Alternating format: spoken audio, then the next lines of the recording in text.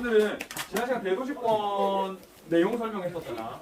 대도시권 문제를 한 문제 풀어갔는데 문제를 한 4-5문제 풀면서 대도시권의 수식으로 무엇을 묻는지를 한번 거꾸로 되짚어보는 그런 시간을 갖도록 하겠습니다. 알겠죠? 몇 페이지니? 우리가 27페이지. 27페이지 16번 한번 볼래? 27페이지에 16번. 대도시권은 대도시 영향권이라고 했잖아. 매일 시험에 자주 나오는 지역이 수도권이에요. 수도권. 서울을 중심으로 영향을 받는 지역, 일상생활이 가능한 지역, 출퇴근할 수 있는 지역, 이를 가리켜서 수도권, 대도시권이라고 이야기를 하는데 뭘 주로 묻냐? 뭘 주로 묻는다고? 가까운 지역과 먼 지역. 그지? 가까운 지역과 먼 지역의 지역의 특징의 차이. 요걸 많이 물어보니까 염두에 두고 문제를 한번 풀어보도록 합시다. 16번이에요. 그래프는 지도에 표시된 세 지역의 특성을 나타낸 것이다. 가나다 지역에 대한 설명으로 옳은 것은 이라고 했는데 이거 수도권이잖아. 수도권 지도가 나오면 무슨 문제라고? 대도시권 문제. 그래서 사고를 전환을 해야 돼. 아, 대도시권 문제구나. 그래서 일단 지역을 먼저 찾아야 됩니다. 너무 많잖아, 지역. 그런데 지금 4-5문제 계속 풀어보면 알겠지만 나오는 지역만 나와. 나오는 지역만. 그냥 지역을 아직 완벽히 공부를 못했으니까 지역부터 선생님이 알려줄게. 서울이잖아, 이제. 여기 어디가? 여기가 고향이야. 지금 너네 딱 배가 고프죠? 맞죠? 배가 고파면 맞죠? 고향, 파주, 연천.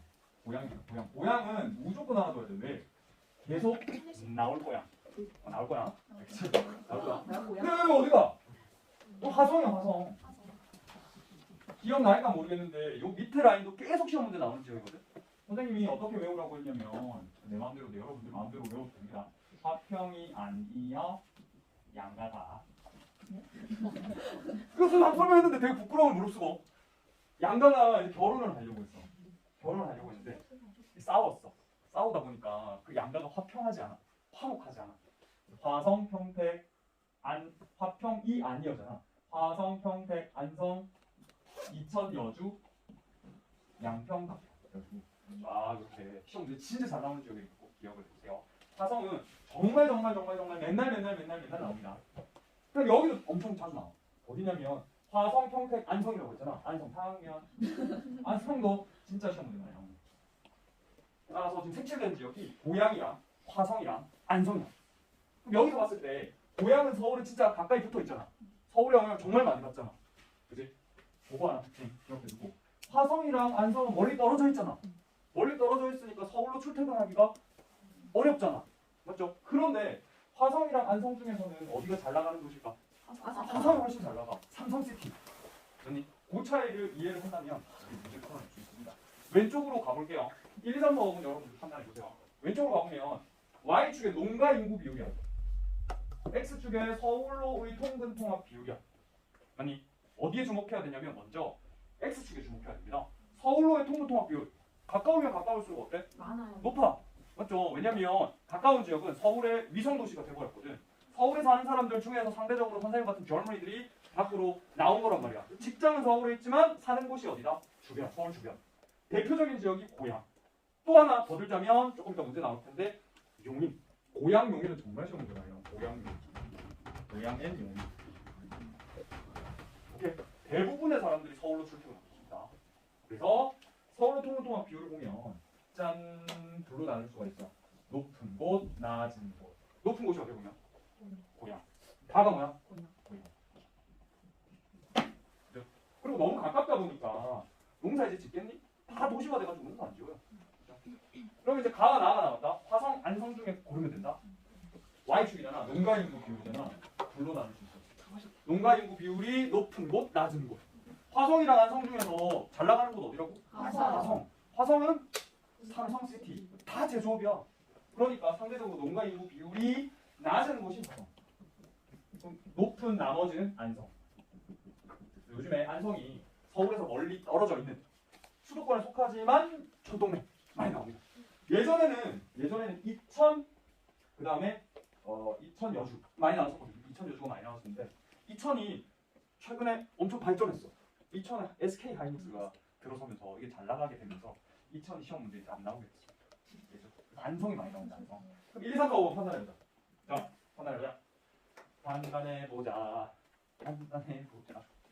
판단을 해보자. 판단해보자. 30초 줄게. 선생님 다 골라줬잖아.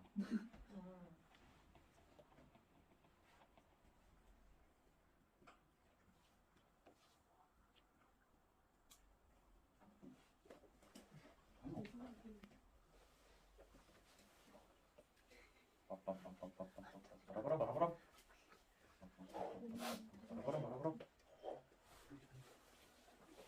자, 10, 9, 8, 7, 6, 5, 4, 3, 2. 1번 볼까? 1번 볼까? 가는 나보다 주택 중 아파트 비율이 높다. 그래서 안성이랑 화성이랑 어디가 잘 나간다고? 화성. 그러면 가가 높을까? 나가 높죠. 2번. 가는 나보다 전체 농가 중 경험 농가 비율이 높다. 이 경험 농가 비율 엄청 많이 물어보죠. 서울에서 대도시에서 가까운 지역은 경험 농가 비율이 높고요. 멀리 떨어지면 떨어질수록 경험 농가 비율이 줄어. 거꾸로 이야기하자면 전업 농가 비율이 늘어. 이제 가랑 안성과 고양 어디가 경험 농가 비율이 높아? 고양. 농가 중에서 농가의 수를 보자면 안성이 훨씬 더 많은데 그 농사 짓는 가구 중에서는 고양이 다른 일을 겸하는 경험 농가 비율이 높다는 거지. 그지? 가 어디가 높다? 고양. 3번 나는 가보다 유소년층 인구 비율이 높다. 나는 가보다. 나가 화성이고요. 가가 안성이고요. 어디가 도시화 됐어? 나 화성이잖아. 그러면 화성이 유소년층 인구 비율이 높겠죠. 3번이 가.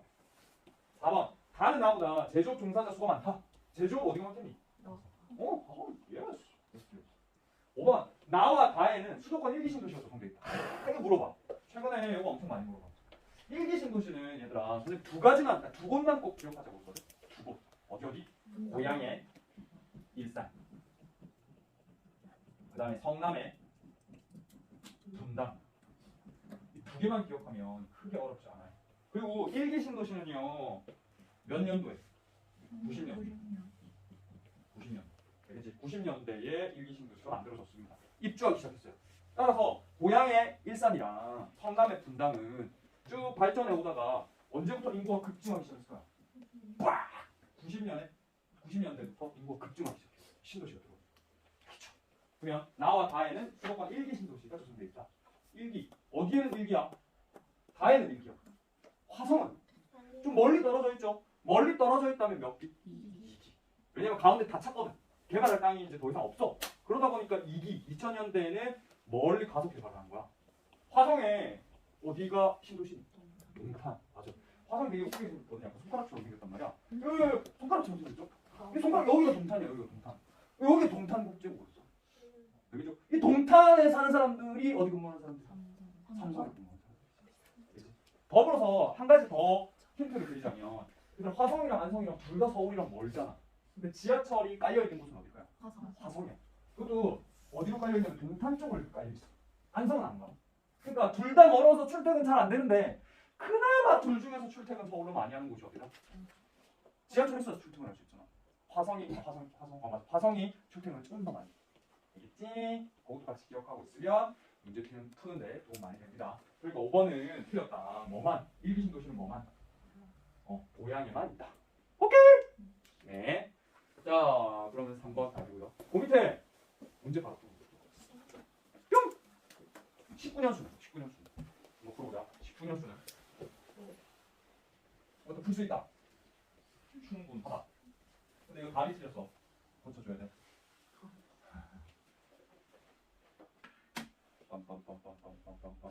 지도가 나오죠. B는 방금 나왔던 데지. 계속 나오죠. B가 뭐라고요? 화성.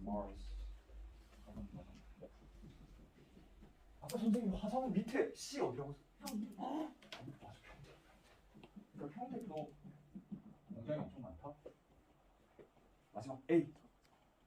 여기까지 같이 살펴보고 문제. A 어디야? A가 어디요? A가 어디가?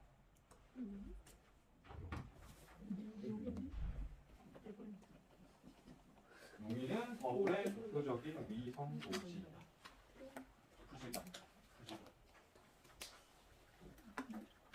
그래프가 두 개가 있다면 하나씩 한번 찾아봐. 언니 가르쳐 주는 게 있어.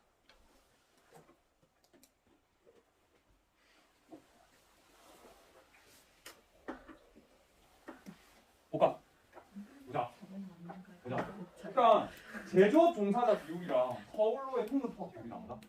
그지? 제조업 선생님이 경기도 수도권에서 제조업 제일 발달한 동네가 어디로 했어? 화성. 2등이 평택이야. 화성 평택은 수도권 내에서 공업이 가장 발달한 곳이다. 꼭 기억해줘. 화성. 그러니까 제조업 종사자 비율 어디가 제일 높을까요? 화성. 화성이 제일 높습니다. 화성이. 따라서 요 가나다 제조업 종사자 비율로 우리 판단할 수 있는 거 바로 화성이라는 거야. 그다음 나다를 잘 모르겠다고 쳐. 오른쪽으로 가봅시다. 오른쪽으로 가보면 서울로의 통근 통합 비율인데 하나만 유달리 높죠. 다가 유달리 높아요. 아까 선생님이 고양과 용인이 서울로 엄청 출퇴근 많이 한다고 했지. 여기서 뭐 찾아낼 수 있어야 돼? 용인을 찾아낼 수 있어요. 뭐가? 다가 이 용인이다. 그러면 나가 저절로 뭐가 되는 거야? 평택이 되는 거지. 그리고 방금 전에 선생님 설명했던 거 수도권에서 두 번째로 잘 나가는 공업도시가 어디라고? 평택. 그러니까 제조업 종사자 비율이 상대적으로 높겠죠. 나는 평택이 되어야 한다. 다음 뭐가? 4번. 두 문제가 풀어보라. 계속 풀어보라. 왜냐면 계속 풀어가야지. 감이 와. 19년 9월 모의평가. 19년 9월 모의평가. 28개 있습니다. 문제는 아니고도 풀 수 있죠, 그죠? 문제가 가려져 버렸어, 답을. 역시나 서울 주변의 수도권이야. 대도시권 문제야, 대도시권 문제. 그러면 사고를 그쪽으로 전환을 하고요. 서울이 있고, 화성 계속 나오네. 진짜 잘 나가는 곳이죠. 먼데 쳐. 라면. 맞죠? 여기가 어디가 처음 나왔어. 많이 나오는 곳이야. 어디예요?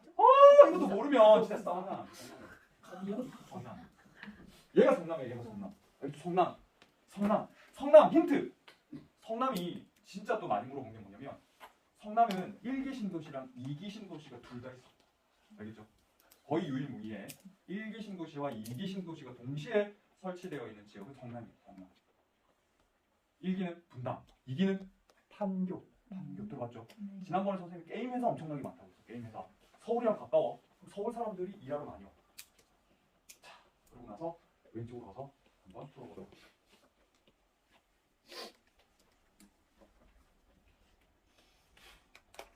일단 정형화가 되어 있어. 도시에 대한 문제는.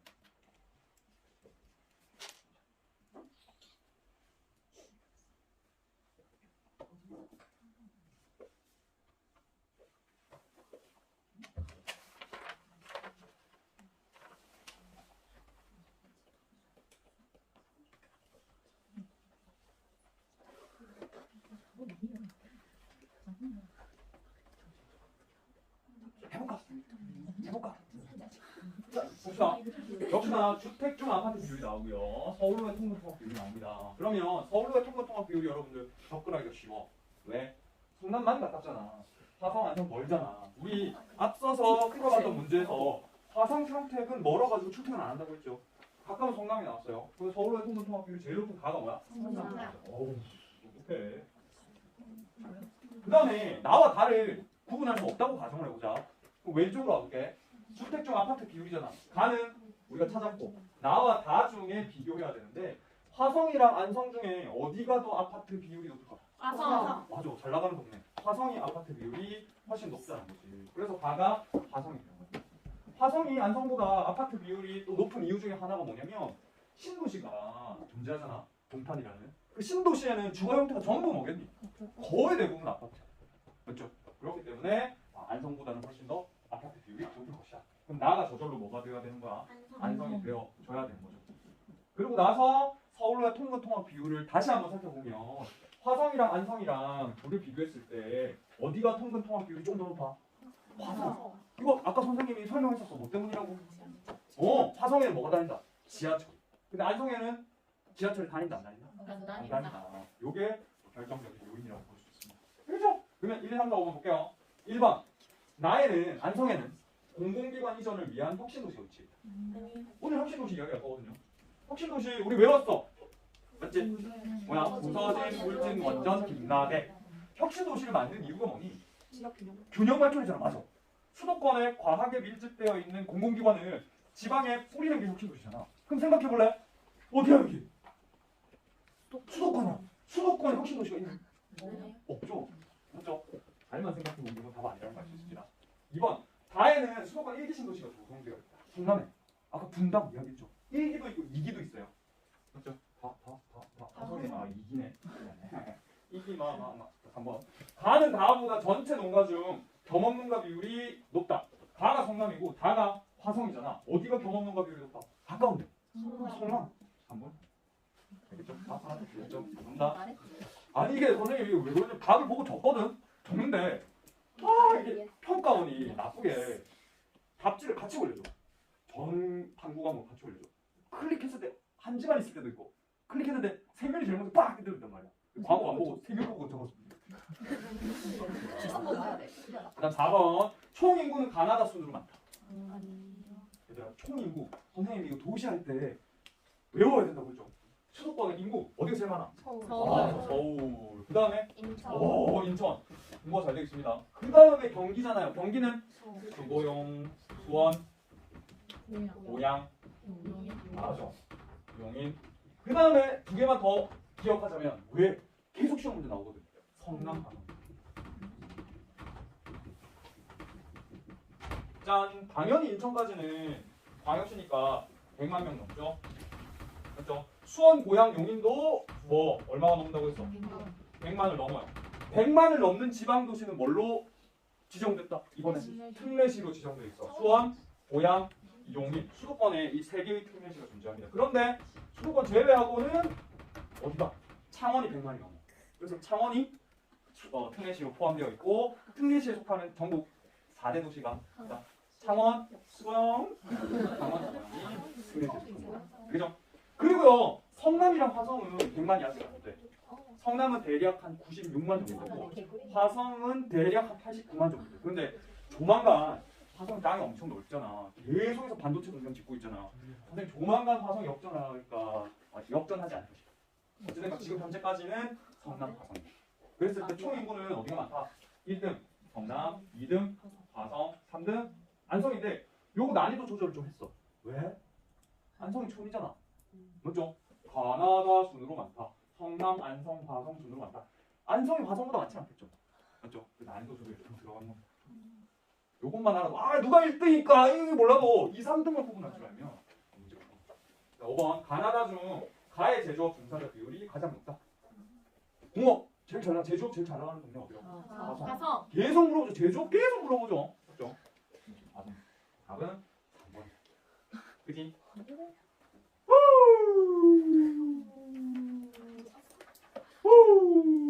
여기까지 대도시권 문제를 풀어봤는데 나왔던 거 계속 물어보죠. 여러분들 꼭 그 지역의 명칭, 지역의 특징 정리해가지고 기억을 해두시기 바랍니다. 휴, 그러면 이제 30페이지만 도시계획과 지역개발입니다. 그래서 여기는 선생님이 시험 나오는 것만 이야기할게. 알겠지? 그리고 오늘 공부하는 이 주제 17은요 나올 수도 있고 안 나올 수 있어. 우리가 평가원 문제가 6월, 9월 수능이잖아. 6월, 9월 수능인데 아마도 6월, 9월 수능 중에서 한 번씩은 볼 거야. 근데 수능에 나올 거라고 장담은 못하겠어. 왜냐면 너무 뻔하고 쉬워가지고. 알겠지? 자, 그렇다면 내용으로 들어가 보도록 합시다. 도시계획과 지역개발인데 도시계획은 우리 다룰 건 재개발. 얘들아 도시 내부에서 낙후된 공간이 있다고 했지. 어디가 낙후됐다? 우리 도시 내부 구조 다루면서 가운데는 도심이고 그 다음에 도심 둘러싸고 있는 녀석이 중간 지역이고 도시의 제일 외곽은 뭐라고 했어? 주변 지역이라고. 제일 새삥은 어디야? 새삥. 주변 지역이 제일 새삥입니다. 그러면 시가지 건설 역사가 오래된 곳은 어디야? 도심과 중간 지역이야. 맞지? 근데 도심은 잘 나가는 동네잖아. 그래서 미리 앞서가지고 계속해서 재개발이 되어 왔어. 하지만 지금도 재개발이 여전히 진행 중이야. 오케이? 너네 서울에 그 도심 가보면 계속 오래된 건물들은 부수거나 리모델링 해가지고 새롭게 올리고 아니면 세단장을 하고 있습니다. 근데 최근 들어서 계속해서 세단장하고 있는 곳이 어디야? 중간 지역. 따라서 도시 내부에서 오래되고 낙후돼서 재개발이 이루어지고 있는 지역은 도심과 중간 지역이라고 생각을 하시면 돼요. 오케이! 뿅! 도시 재개발의 목적. 재개발 왜 하니? 의미만 알면 돼. 왜? 밑줄 봐. 지역의 환경을 개선하고 토지 이용의 효율성을 증대시키기 위해 재개발. 환경 왜 개선해? 오래됐거든. 낙후됐거든. 그죠? 토지 이용의 효율성 증대는 왜 해? 왜냐면 오래된 건물들은 층수가 높다 낮다? 낮아. 낮으니까 접근성이 좋은 땅에 건물의 층수가 낮으면 토지를 효율적으로 이용할 수 있다 없다? 없다. 5층짜리 부수고 50층 올리면 훨씬 더 다양한 기능들을 투입할 수 있잖아. 효율적으로 이용하기 위해서 재개발하는 것입니다. 그치? 짠! 재개발의 필요성 한번 읽어보시면 됩니다. 물어보지 않아요. 재개발이 이루어지는 지역은 오래되고 낙후된 지역입니다. 그래서 도심과 중간 지역이 주로 재개발이 이루어지는 지역이에요. 재개발 유형! 어떻게 재개발이 이루어질까요? 요거는 뭘로 재개발하냐? 요거 의미인데 도심은 상업지역으로 재개발하죠. 다 부숴가지고 상업지역으로 재개발하는 걸 도심 재개발이라고 그래. 도심에서 주로 이루어지지. 그 다음에 중간 지역은 주로 부족한 뭘 확보하기 위해서 주거 지역, 주거 기능을 확보하기 위해서 대개는 중간 지역은 주거지로 재개발을 합니다. 이게 섞여 있는 것도 있어요. 주상복합 만들어가지고. 그래서 구분하는 거 여러분들한테 요구하지 않아요. 시험 문제 안 나옵니다. 시험 문제 나오는 건 요 내용입니다. 31페이지가 시험 문제 나와요. 도시 재개발의 방법이 시험 문제 나오는데요. 크게는 재개발 방법을 세 가지로 구분할 수 있어요. 크게는 첫 번째가 뭐냐면 철거 재개발. 이름 속에 의미가 다 담겨져 있습니다. 철거 재개발은 뭐니? 유산슬 딱 떠올리시면 돼요. 싹 다 하나 퍼부어주세요. 다 건물을 밀고 새로 올리는 거예요. 뭐다? 철거 재개발이야. 근데 리모델링도 방식이 있거든. 재개발의 방식 중에 리모델링도 있어. 혹시나 너희 집에 리모델링하고 들어간 사람 있어? 사실 리모델링하고 들어가거든. 리모델링은 뭐야? 틀은 그대로 두고 내부와 외부만 고쳐가지고 다시 사는 게 리모델링이잖아.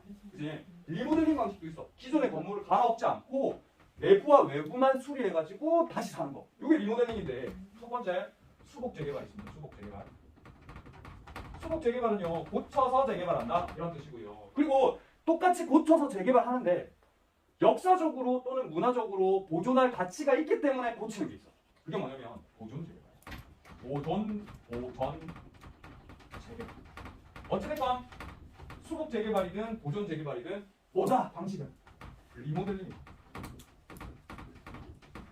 그래서 크게 방식이 뭐가 있다고요? 철거 재개발이랑 리모델링하는 수복 또는 보존 재개발 두 가지 방식으로 나눌 수가 있어요. 오케이? 생각만 잘하면 진짜 아무것도 아니야. 일단 철거 재개발 볼까요? 부적절한 기존 환경을 제거해서 새로운 시설물로 대체합니다. 단층짜리 주택들 다 밀고 아파트 단지로 쌓아 올렸어. 철거 재개발이야. 맞니? 장단점을 이해해야 되는데 하나만 알면 나머지는 거꾸로 생각하면 돼. 각각의 장점은 각각의 단점이야. 철거 재개발의 장점 뭘까요? 다 부수고 새로 올리잖아. 토지 이용의 효율성이 높아. 5층짜리 건물 다 부수고 50층을 올렸어. 그럼 훨씬 더 많은 사람들을 수용할 수 있죠. 토지 이용 효율성이 극적으로 높아질 수 있습니다. 하지만 단점 뭐가 있을까요? 일단 싹 다 밀고 새로 올리니까 뭐가 많이 든다? 돈이 많이 들어. 돈이 제일 중요해. 투입 자본의 규모가 커. 돈이 많이 드니까 얘들아 생각해 볼래? 그 지역에 살던 사람들은 다시 그 지역에 정착할 수 있을 수 없어. 없어. 이를테면 선생님 친구 이야기인데요. 창원에 모 아파트에 살고 있었어. 근데 재개발한다고 나가래. 그래서 다시 들어오려면 어떻게 해야 됩니까? 3억을 내래. 한 3억이 없는데요. 살고 나가래. 맞죠? 그 지역에 살던 사람들을 원거주민이라고 하거든. 돈이 많이 드니까 3억을 더 내야 들어올 수 있어. 내지 못하는 사람들은 다 어떻게 된다? 쫓겨나가는 거지. 따라서 원거주민의 재정착률이 높을까 낮을까? 재정착률은 낮습니다. 다르게도 표현해. 그럼 원거주민의 이주율, 떠나는 비율은 높을까 낮을까요? 높아요. 이해되죠? 재정착률은 낮고 이주율은 높습니다. 더불어서 다 부수니까 기존 건물의 활용도는 낮겠죠. 맞죠? 마지막 돈이 많이 드니까 누가 재개발에 들어올까? 대기업들이 들어오거든. 대기업은 뭐가 가장 중요한 목적이냐? 이윤 추구가 목적이잖아. 그럼 주민들의 요구를 제대로 잘 수용해 줄까? 안 해줘요. 그래서 주민들의 의사결정 참여 기회가 상대적으로 적습니다. 대기업이 하자는 대로 주로 따라가는 편이야. 맞니? 자, 반면 수복 재개발과 보존 재개발 한번 볼게요. 수복 재개발은요 그냥 수리 개조한다고 했죠. 근데 보존 재개발의 차이점은 보존 재개발은 역사 문화적으로 보존할 가치가 있는 곳을 개조하는 거야. 이 차이점 이해돼? 차이점. 그냥 일반적으로 수리하는 건 수복 재개발. 가치가 있는 곳을 수리하는 곳은 보존 재개발. 그래서 보존 재개발이 왕왕 나오는데 대표적인 사례가 한옥마을. 그 예전에 거주하던 한옥들이 있었잖아. 지금 살기에 불편하잖아. 그래서 현대식 한옥으로 다시 수리하는 거지. 그러면 예쁘게 단장을 하면 관광객들이 또 찾아오게 되죠. 그게 뭐야? 보존 재개발. 우리 군산 갔었죠. 군산도 하나의 보존 재개발 사례라고 볼 수 있어. 일본식 가옥들을 현대식으로 수리해가지고 또 관광 지역으로 만드는 거지. 짠! 보존 재개발의 장점은 뭘까요? 장점은요. 돈이 적게 든다는 거야. 돈이 적게 드니까 그 지역의 공동체 또는 주민들을 그대로 남겨둘 수 있어. 재정 창률 높게 나타나고요. 이주율은 낮게 나타납니다. 그렇죠? 그리고 기존 건물 그대로 활용하죠. 활용은 높습니다. 돈이 적게 드니까 주민들의 의사결정 참여는 높아요. 이렇게 고쳐주세요. 저렇게 고쳐주세요. 다만 단점이 뭐야? 5층짜리다. 그대로 고쳐도 5층이야.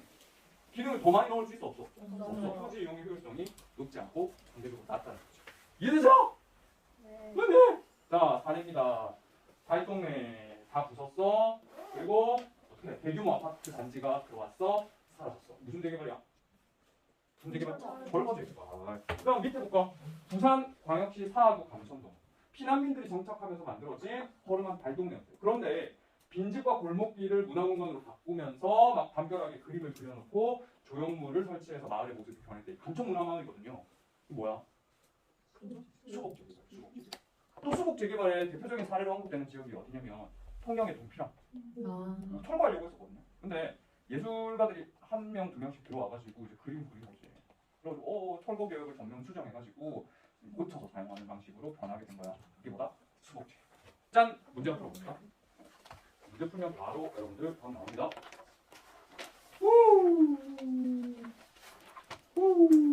뿅. 지금까지도 6월 모의평가, 9월 모의평가에 나왔어요. 쉽게 나오면 수능에도 나옵니다.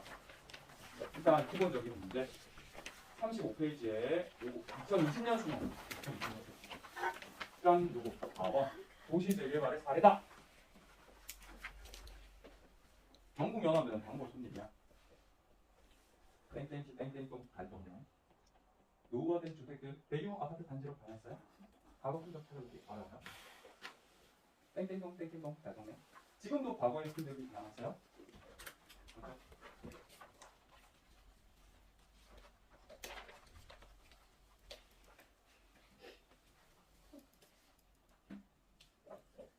어렵지 않죠? 자, 같이 볼까?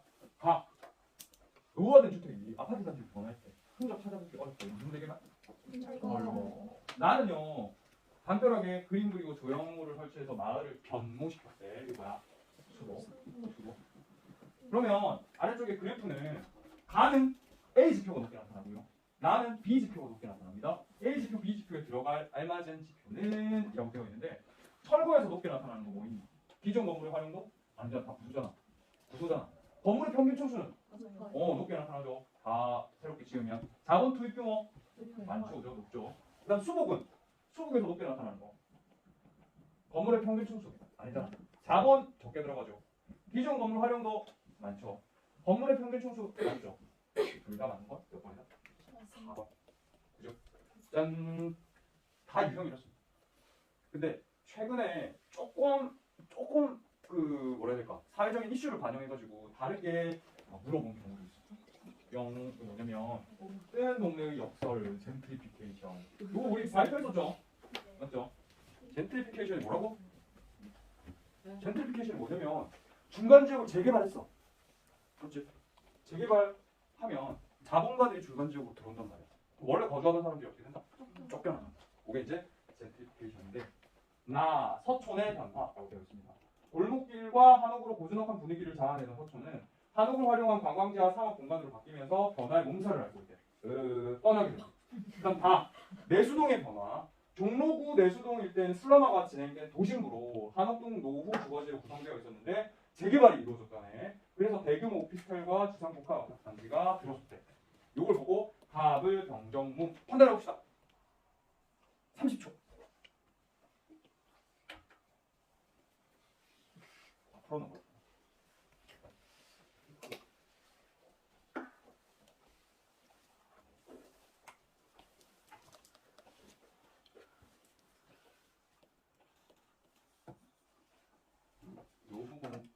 틀리는 사람이 없는 부분입니다. 수능 때 나중에 틀리지 않는 부분이에요. 됐을까요? 됐을까요? 가 해볼게. 가는 교외 지역에서 주로 발생합니다. 젠트리피케이션 어디 도시 내부에서 발생하죠. 맞죠? 거의 중심 가까이에 중간 지역에서 주로 발생합니다. 그랬고요. 그다음 을 나는 주로 철거 재개발 방식에 의해 이루어졌습니다. 나 한옥을 활용해서 관광지화 시켰다. 이거 뭐 해야 되는 거야? 한옥 다 밀어버리면 안 되잖아. 맞죠? 리모델링 해야 되잖아. 리모델링 해야 되는 거잖아. 무슨 재개발? 보존. 그랬고요. 그다음 병 매수동은요 다로 인해 건물 평균 층수가 높아졌습니다. 싹 다 밀고 올렸잖아. 건물 평균 층수가 높아졌겠죠. 병이 답이죠. 그다음에 다는 주로 보존 재개발 방식에 의해 이루어졌습니다. 철거죠. 다는 나보다 기존 건물의 활용도가 높아요. 싹 다 밀었잖아. 아니죠? 답은 뭐다? 3번. 그죠? 풀 수 있겠죠? 한 번은 무조건 만나겠습니다. 한 번.